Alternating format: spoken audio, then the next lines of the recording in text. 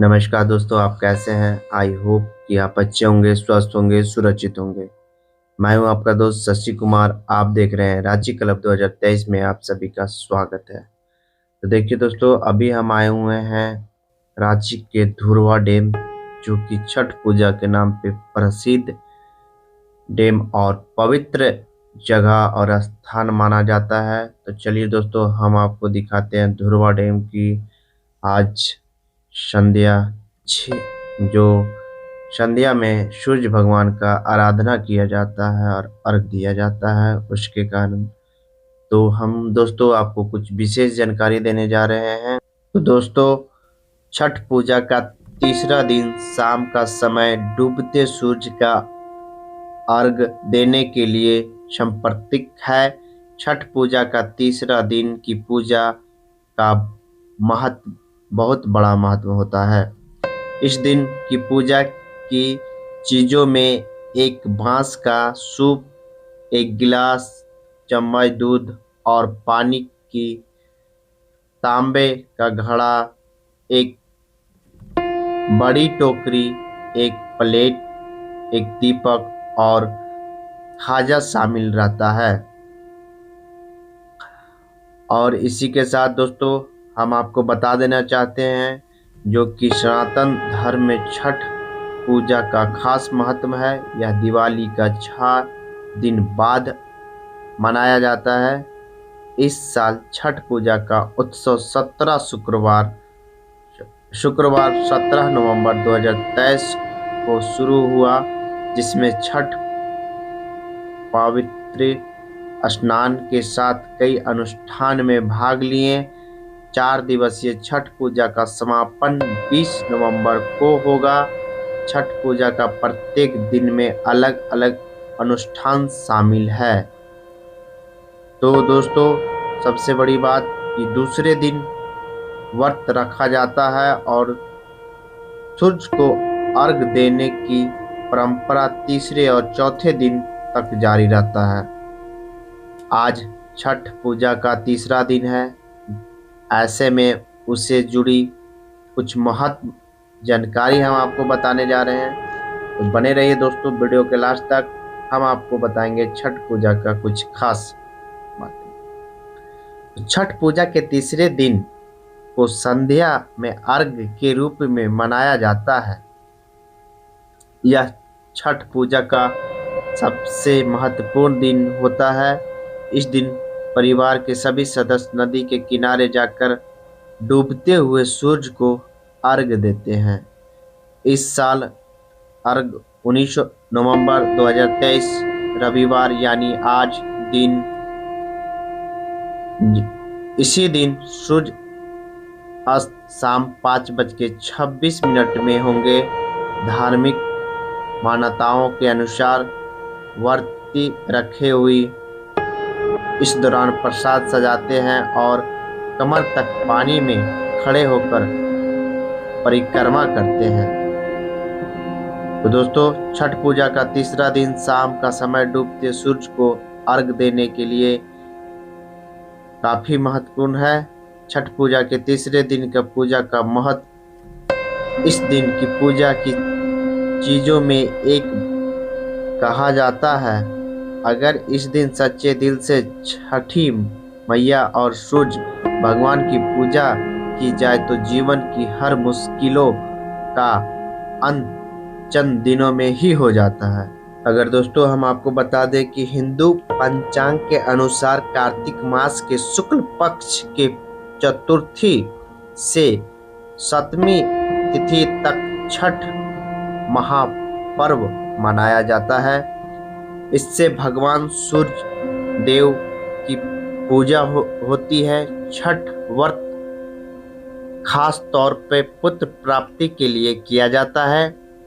अगर हम बात करें दोस्तों, छठ पर छठी मैया के जयकारे के साथ आराधना की जाती है। बिहार, झारखंड, उत्तर प्रदेश कई प्रमुख राज्य में तौर पे मनाया जाता है। छठ पूजा या सूर्य अष्टमी या छठ व्रत में सूर्य भगवान की पूजा होती है और धरती पर लोगों के सुखी जीवन के लिए सूर्य देव के प्रति आराधना व्यक्त किया जाता है। सूर्य देव को ऊर्जा और जीवन शक्ति का देवता माना जाता है, इसलिए छठ पर्व की समृद्धि के लिए पूजा किया जाता है। सूर्य के पूजा से विभिन्न बीमारियां का इलाज संभव है। सूर्य पूजा के साथ स्नान किया जाता है, इससे कुष्ठ रोग जैसे गंभीर रोग भी दूर हो जाते हैं। छठ पर्व परिवार के सदस्य और मित्रों की लंबी उम्र और समृद्धि के लिए भी मनाया जाता है। एक अन्य मान्यता के अनुसार छठ पर्व की शुरुआत महाभारत काल में हुई थी। सबसे पहले सूर्य पुत्र कर्ण ने सूर्य देव की पूजा शुरू की। कर्ण भगवान सूर्य का परम भक्त था। वह प्रतिदिन घंटों कमर तक पानी में खड़ा होकर सूर्य को अर्घ देते थे। सूर्य की कृपा से ही वह महायोद्धा बना था। आज भी छठ में अर्घ दान की यह प्रथा चली आ रही है। एक कथा के अनुसार राजा प्रियावाद को कोई संतान नहीं था। तब महर्षि कश्यप ने प्रति यज्ञ कराकर उनकी पत्नी मालिनी को यज्ञ के लिए बनाई गई खीर दी। इसके प्रभाव से उन्हें पुत्र हुआ, परंतु वह मृतक पैदा हुआ। प्रियव्रत पुत्र को लेकर शमशान गए और पुत्र वियोग में प्राण त्यागने लगे। उसी वक्त भगवान की मनसा कन्या देवसेना प्रकट हुई और कहा कि सृष्टि की मूल प्रवृत्ति के छठे अंश के उपतन होने के कारण मैं अष्टमी कहलाती हूँ। राजन, तुम मेरे पूजन करो तथा और लोगों को भी प्रेरित करो। राजा ने पुत्र इच्छा से देवी अष्टमी का व्रत किया और उन्हें पुत्र रत्न की प्राप्ति हुई। यह पूजा कार्तिक शुक्ल अष्टमी को की जाती है। मूलतान के अनुसार सूर्य अष्टमी व्रत होने के कारण इसे छठ कहा जाता है। यह पर्व वर्ष में 2 बार मनाया जाता है। पहली बार चैत में और दूसरी बार कार्तिक मास में मनाया जाता है। चैत शुक्ल पक्ष अष्टमी पर मनाए जाने वाले छठ पर्व को चैती छठ व कार्तिक शुक्ल पक्ष पर मनाए जाने वाले को कार्तिक छठ कहा जाता है।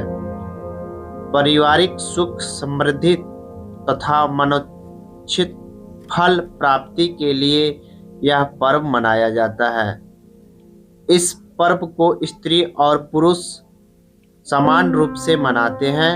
छठ पूजा 4 दिवसीय उत्सव है। उसकी शुरुआत कार्तिक शुक्ल चतुर्थ को की जाती है। इसी दौरान पर्वधारी लगातार 36 घंटे का व्रत रखते हैं। इस दौरान वे पानी भी ग्रहण नहीं करते हैं।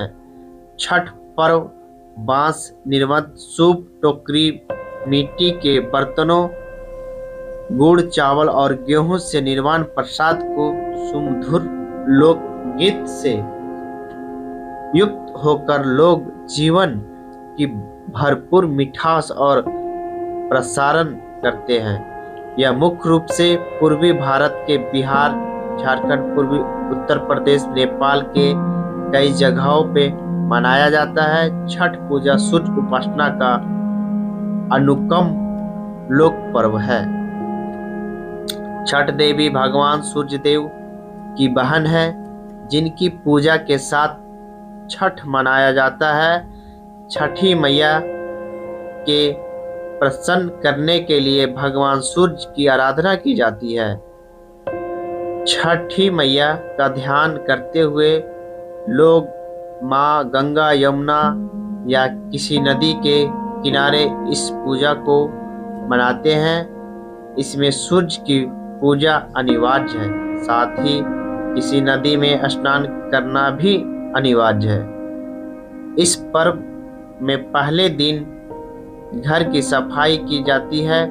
छठ पर्व पर गांव में अधिक सफाई देखने को मिलती है। छठ के 4 दिन तक शुद्ध शाकाहारी भोजन किया जाता है।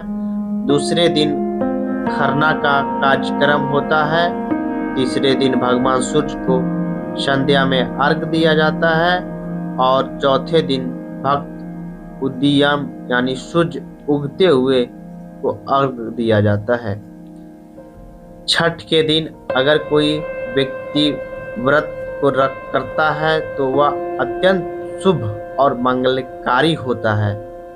पूर्व भक्ति भाव और विधि विधान से छठ पर्व करने वाले व्यक्ति सुखी और संपन्न होते हैं। साथ ही निसंतानों को संतान प्राप्ति होती है। छठ के दिन सूर्योदय में उठना चाहिए। व्यक्ति को अपने घर के पास एक झील, तालाब या नदी में स्नान करनी चाहिए।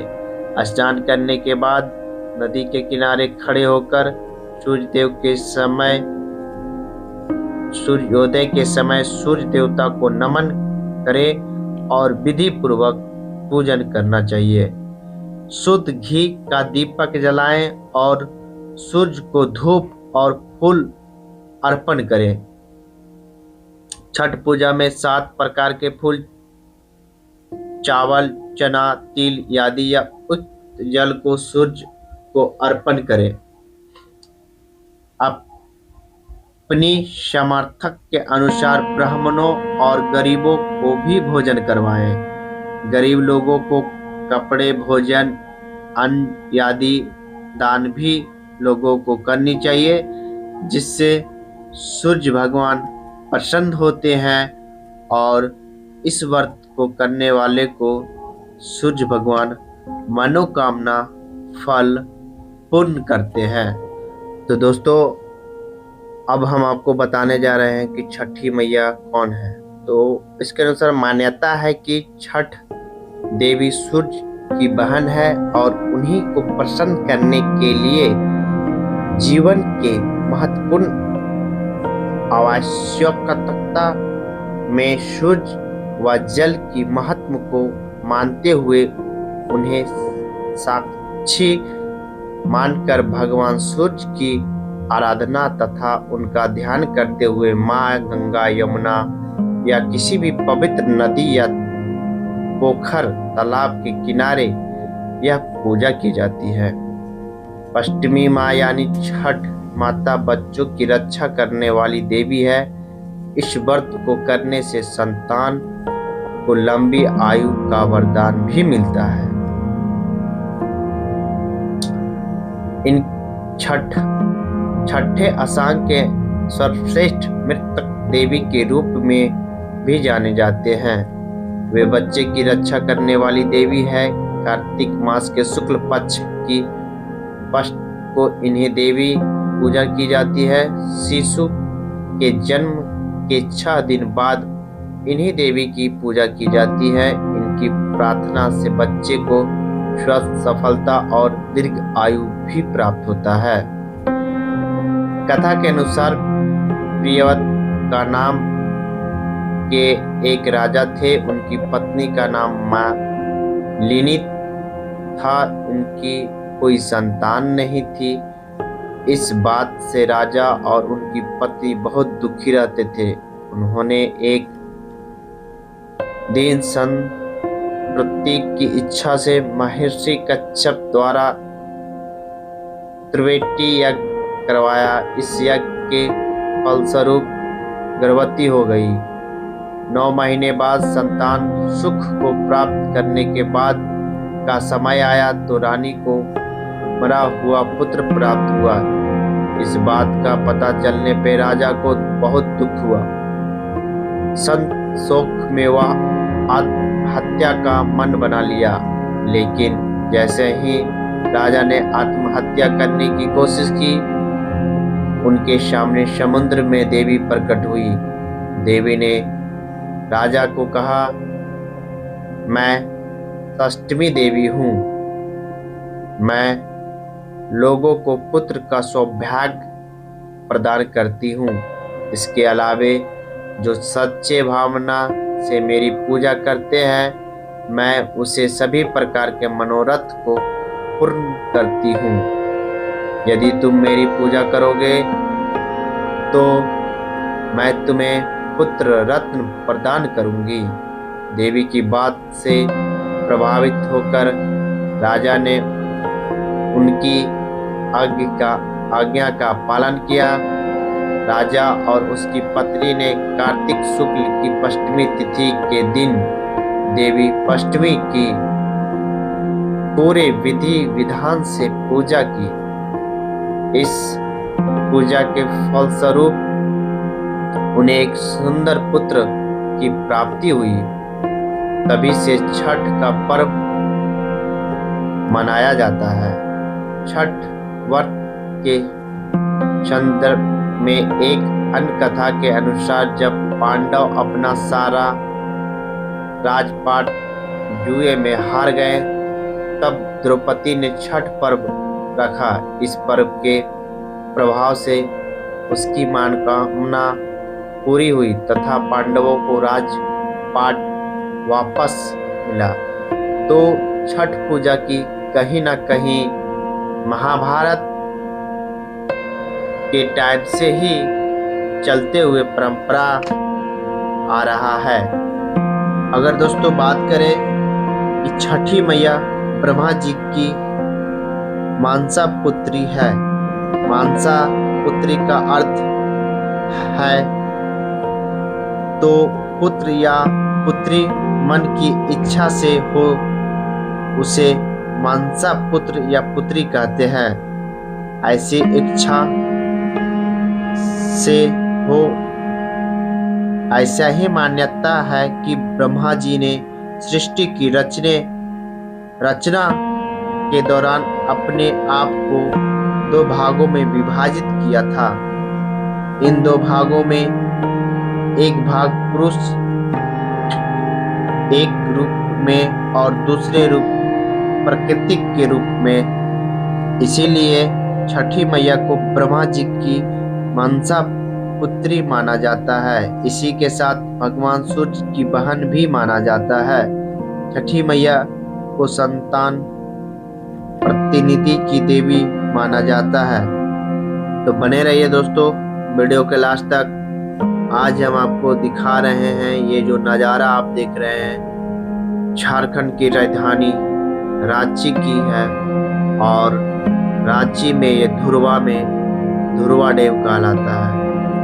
ये जो आप नज़ारा देख रहे हैं, भारी भरकम भीड़, और ये इतना बड़ा धुरवा डैम में हर साल की भांति इस साल भी छठ व्रत करने वाले लोग काफी उत्सव के साथ दिख रहे हैं।